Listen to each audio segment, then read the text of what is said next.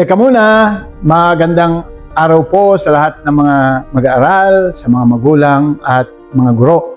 Simula na naman po ang pasukan at excited ang ating mga estudyante sa pagbalik aral. Ganon din ang mga magulang, namili na sila ng bag, notebook, lapis, pencil at iba't iba pa.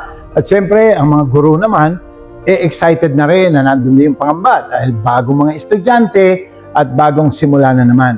Sana po ay panalangin natin ang ating mga kabataan, ang mga magulang at ang mga guro na ang pasukampong ito ay maging maayos, malayo sa peligro at ang ating mga mag-aaral ay mapayapa, masigla at puno ng pag-asa.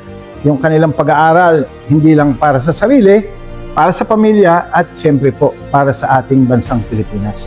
Tara po at manalangin tayo. Pag-ukulan natin ng panalangin ang mga mag-aaral, ang kanilang mga magulang at ang ating mga guro na gumagabay at nagtuturo sa ating mga estudyante. Manalangin po tayo. Sa ngalan ng Ama, Anak at ng Espiritu Santo. Amen. Diyos ng karunungan at pagmamahal, dinadalangin po namin ang aming mga mag-aaral, ang lahat ng mga kabataan at estudyante. Bigyan niyo po sila ng liwanag sa kanilang pagtahak sa landas ng kabutihan at karunungan, naway madiscover nila, una sa lahat ay ang iyong pag-ibig. At sila'y maglinang, mag-aral na mabuti para sa kanilang kinabukasan at para din sa kanilang pamilya at sa ating bansa. Dinadalangin din po namin ang aming mga magulang, naway patnubayan niyo sila sa kanilang trabaho at mga gawain. Ilayo niyo po sila sa anumang karamdaman at lagi niyo po silang bibigyan ng lakas para po sa kanilang patuloy na pag-aalaga at pagmamahal sa kanilang mga anak. And Lord, dinadalangin po namin ang lahat ng mga guro.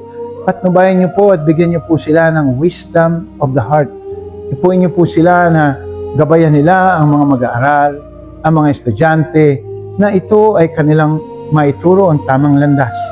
Ang pagpapahalaga, ang pagmamahal sa bayan, sa kapwa, at higit sa lahat, ang pagmamahal sa Diyos.